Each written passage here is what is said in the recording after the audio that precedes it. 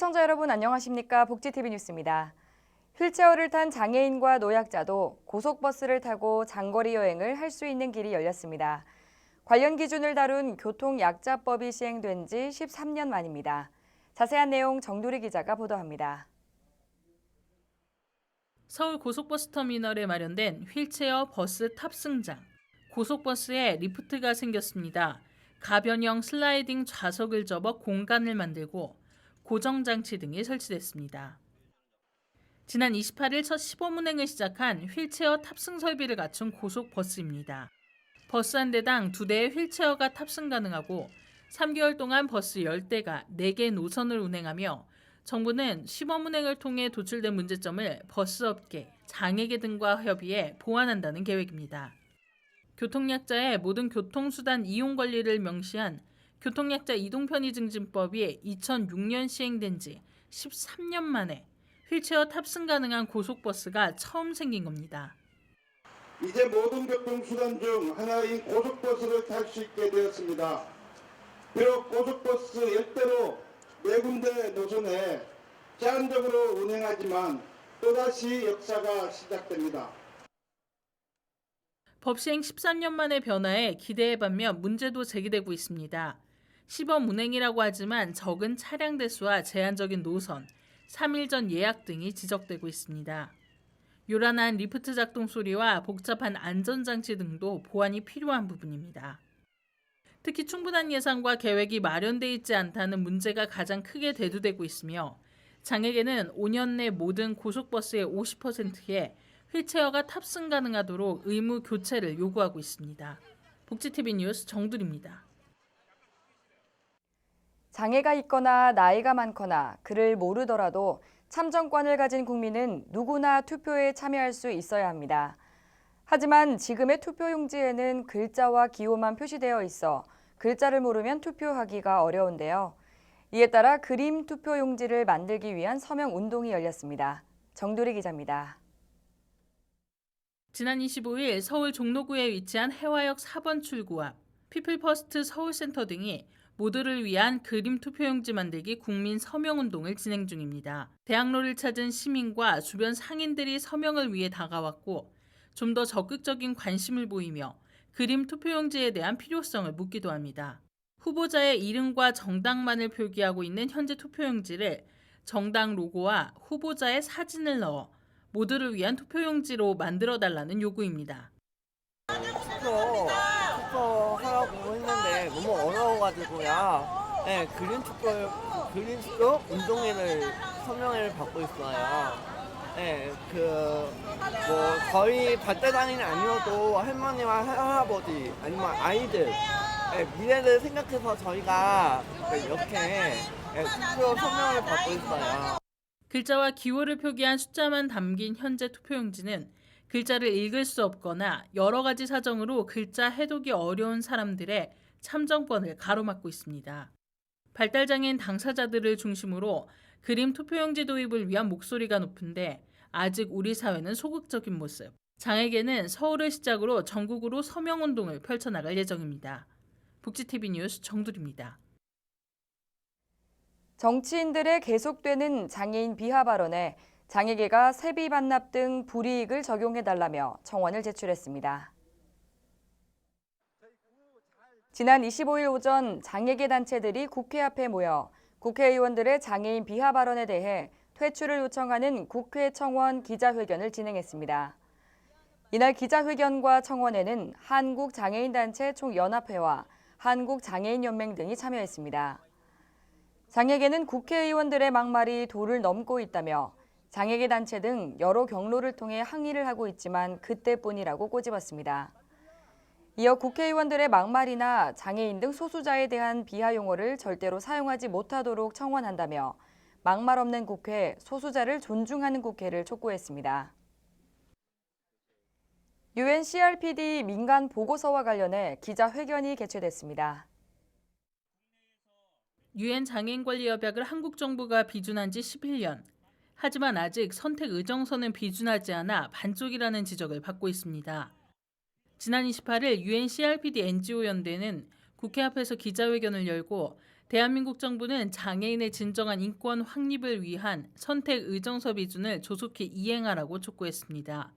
선택의정서는 국내에서 가능한 모든 구제 절차를 이용하고도 권리 구제가 되지 않았을 경우 유엔 장애인 권리위원회에 통보해 심리를 청구할 수 있는 제도 내용을 담고 있습니다. 하지만 우리 정부는 협약 비준 당시 선택의정서는 유보했고 2014년 국가보고서에 대한 유엔 장애인 권리위원회의 최종 견해에서도 권고를 받은 바 있습니다. 이에 대해 NGO 연대는 지금도 정부는 긍정적 검토라고 말할 뿐 어떠한 움직임도 보이지 않고 있다며 조속한 계획 수립과 비준을 촉구하고 있습니다. 한편 NGO 연대는 기자회견에 이어 이룸센터에서 유엔 장애인 권리협약 민간보고서 공청회를 개최하고 초안을 공개, 의견을 듣는 자리를 마련했습니다. 복지TV 뉴스 정두리입니다. 제10회 공기의 날을 맞아 공기의 중요성을 되새기는 기념식이 열렸습니다. 보도에 서정용 기자입니다. 제10회 공기의 날 기념 행사가 열린 코엑스 전시홀에서는 레인보우 합창단의 공기 주제가로 개막되었습니다. 한국공기청정협회와 세계 맑은 공기연맹은 지난 10년 전부터 공기의 날 행사를 통해 국민들에게 공기의 중요성을 알리고 인류의 건강과 쾌적한 삶을 영위할 수 있도록 공기의 날 행사를 정제하고 있습니다. 여기에는 장애인들과 소외층들이 이용하는 아파트 경로당과 양로원, 명학교의 공기오염을 해결하는 실내 환기청정기가 개발되어 선을 보이고 있습니다. 세계 맑은 공기연맹은 동북아 초미세먼지의 위해성과 관리 정책에 대한 학술 세미나가 마련되어 인도와 몽골, 중국, 일본 지역의 환경 전문가들이 참여해 미세먼지 심각성과 관리 방안에 대한 설명과 공기의 날 제정의 필요성을 제시했습니다. 복지TV 뉴스 서정영입니다. 대한민국 최초의 국제 치안산업 박람회가 인천 송도에서 열렸습니다. 대한민국 최초의 국제 치안산업 박람회가 지난 21일부터 23일까지 인천시 송도에서 개최했습니다.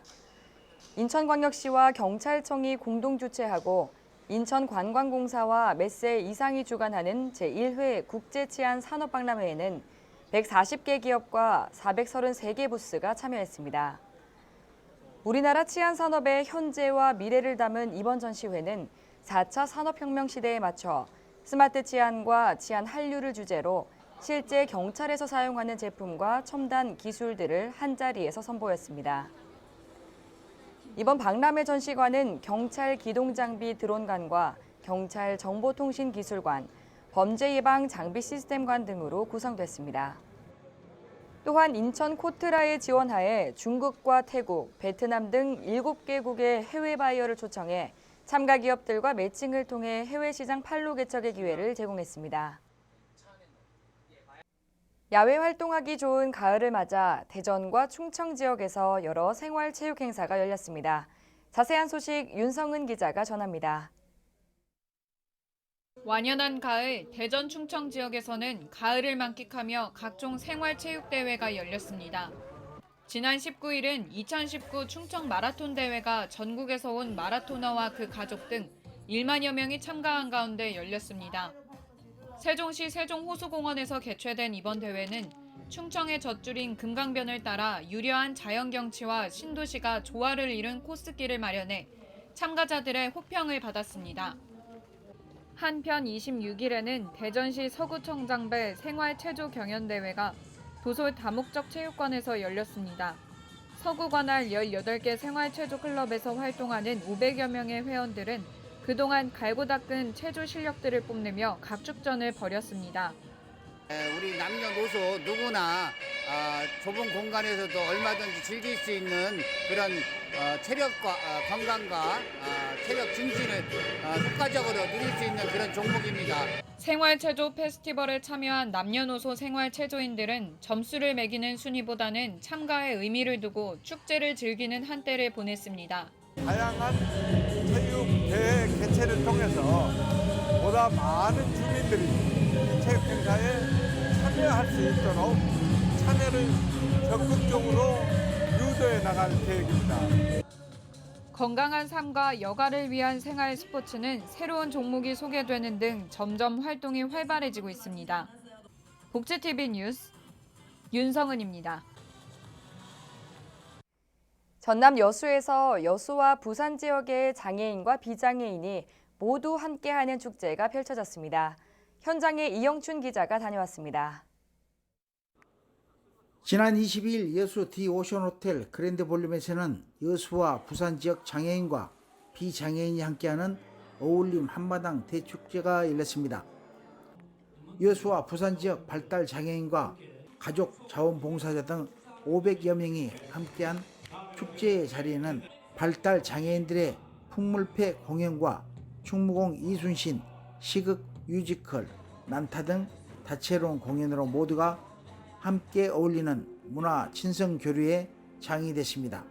이 행사가 이번 1회차로 끝나는 게 아닌 전국으로 부산과 함께 영호남이 함께하는 장애인 비장애인 어울림 행사로 지속 가능한 행사로 저희들은 교류를 할 것이며 앞으로 장애인들이 이 지역사회에 함께 살아가는데 모든 일원이 함께 되는 기회에 동참하고자 합니다.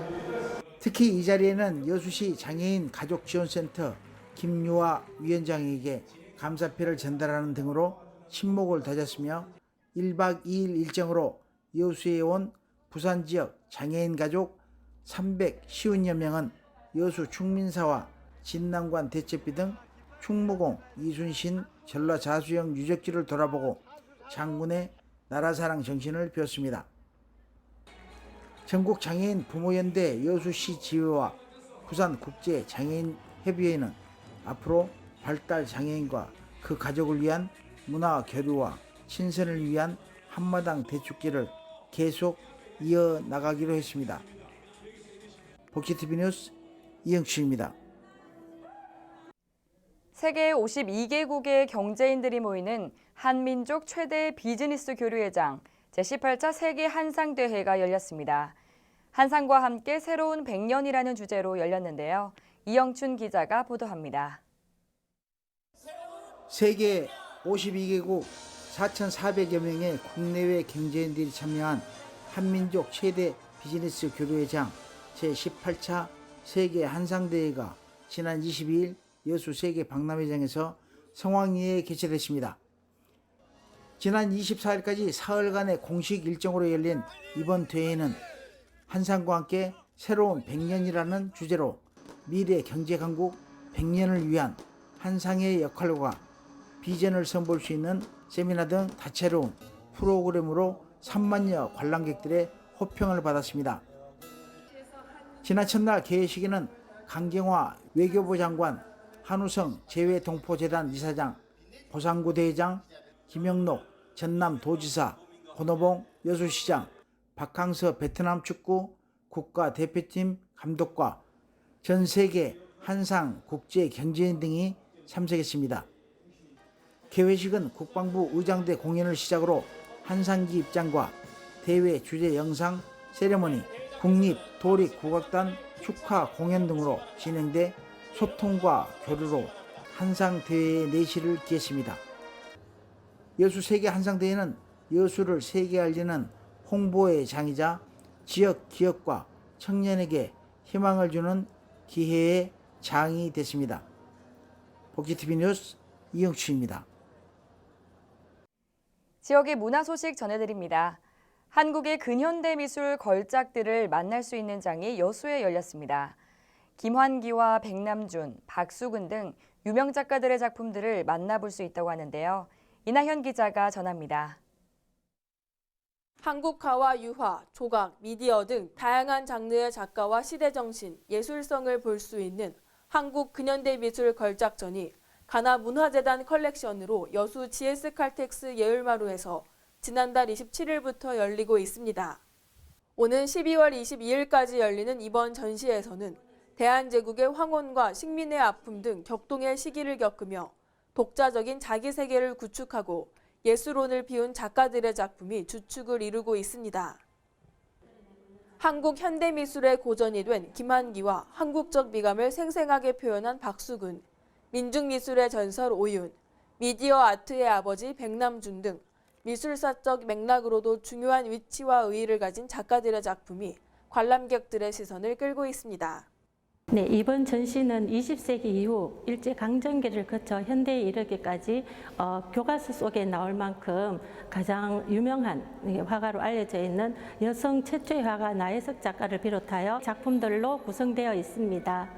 백남준 화가의 비디오 아트 작품부터 그리고 조각의 대가인 권진규 화백의 작품까지 전시가 되고 있습니다. 3전시실은 전통적인 수묵 채색화를 비롯하여 근현대의 한국화를 보실 수 있습니다. 전시에 소개된 작가들은 어려운 시기와 여건 속에서도 이를 수용하고 확장시켜 오늘날 한국 현대미술을 세계적 수준으로 만드는 데 크게 기여했습니다.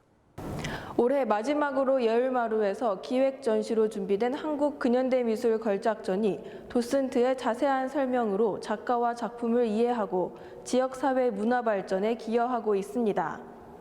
복지TV 뉴스 이나현입니다. 정부는 오는 2022년부터 단계적으로 의무고용 연령을 상향하는 방안을 검토하고 있다고 합니다. 만 60세에서 만 65세로의 정년 연장에 대한 여론조사 결과 국민의 과반수가 찬성하는 것으로 나타났습니다. 법적 정년은 현행 만 60세로 그대로 두지만 기업이 의무적으로 고용해야 하는 근로자 연령은 올라가는 것입니다. 정부의 발표에 의하면 기업이 만 60세인 법적 정년이 지난 근로자를 재고용, 정년 연장, 정년 폐지라는 세 가지 방법으로 골라 일정 연령까지 고용을 연장하는 방안이 검토되고 있는 것입니다. 이것은 장기적으로 만 65세까지 의무고용 연령을 높이는 것입니다. 현행법은 만 60세의 법적 정년을 보장하고 있습니다. 법을 고쳐 정년을 연장하면 정규직 채용이 위축되는 부작용이 나타날 수 있다고 하지만 기업 정년을 연장하는 것은 문제가 없기 때문에 계속 고용과 같은 방식으로 60세 이상 근로 문화를 서서히 확산시킨다는 것입니다. 내년부터 고령자 고용 지원금 예산이 올해보다 2.5배 늘어난다고 합니다. 신설되는 계속 고용 장려금의 295억 원, 기존의 60세 이상 고령자 고용 지원금 193억 원이 편성된다고 하는데요. 이것은 정년 이후에도 고령자 근로자를 계속 고용하는 기업에게 분기당 90만 원 또는 30만 원을 지원한다는 내용입니다. 정부의 이런 계획은 고무적이긴 하나 혹여 국민연금 고갈에 대비한 국가의 책무를 기업에 떠넘기는 것이 아니기를 경계하며 고령자 취업에 성의 있는 대책을 실현시키기를 권고합니다.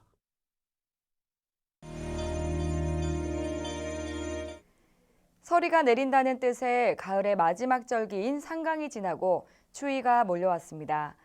가을 하늘은 쾌청하지만 변화무쌍한 날씨 탓에 옷차림 걱정인 분들 많으실 텐데요. 목도리나 가디건 등으로 체온 유지에 신경 써주셔야겠습니다. 아침 저녁 큰 일교차에 건강 유의하시기 바랍니다. 이상 복지TV 뉴스를 마칩니다. 시청해주신 여러분 고맙습니다. 우리 주변에서 일어나는 불공정한 사례부터 억울한 사연, 따뜻한 미담까지 장애인 신문과 웰페어 뉴스 홈페이지를 통해 보다 다양한 소식을 접할 수 있습니다. 시청자 여러분의 제보를 기다립니다. 웰페어 뉴스 홈페이지 또는 전자우편, 전화번호 02-2655-9519로 많은 제보 바랍니다.